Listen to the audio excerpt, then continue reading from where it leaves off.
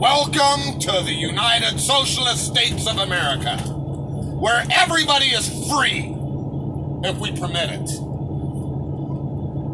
You know, Massachusetts, they were the first ones to fire the first shots of the American Revolution. I consider Massachusetts the first state of the Union because they were the first to stand up to tyranny of King George of England. They were the first to fight back. What's going on today? What's going on with Massachusetts today? Let me just say this. You know, you can ban flavors all you want. You can come up with 1,000,001 reasons all you want of why kids are vaping and why people are getting sick of vaping.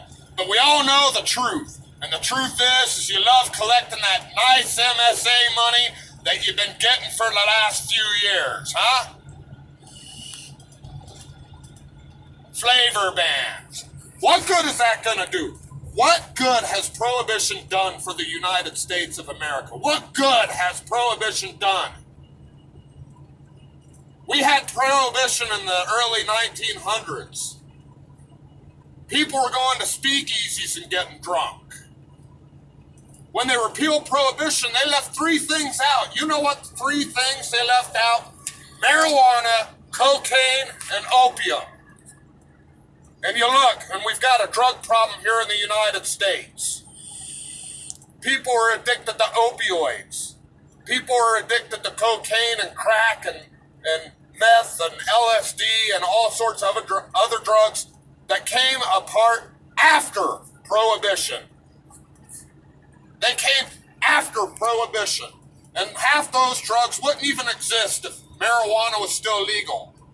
Half those drugs would not exist if cocaine and opium were still legal to buy in the stores. Where do you think Coca-Cola came from, huh? We have a problem here in the United States of America, and that is our politicians aren't listening to us. Our politicians are taking it into their own hands to save us from ourselves. Who gave them that right? A measure like banning anything should be up to the American voter. It should have been up to the American voter to decide how we want to live and how we want to die and how much power our government should have. This whole thing is bullshit. We lost New Jersey. New Jersey passed their laws.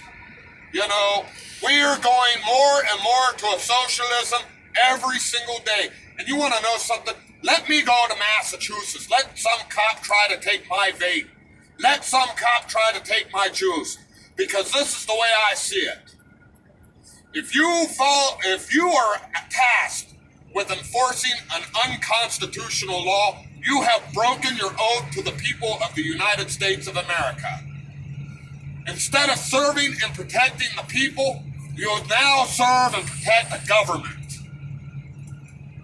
You're serving and protecting the kings and queens of our society. And that's bullshit.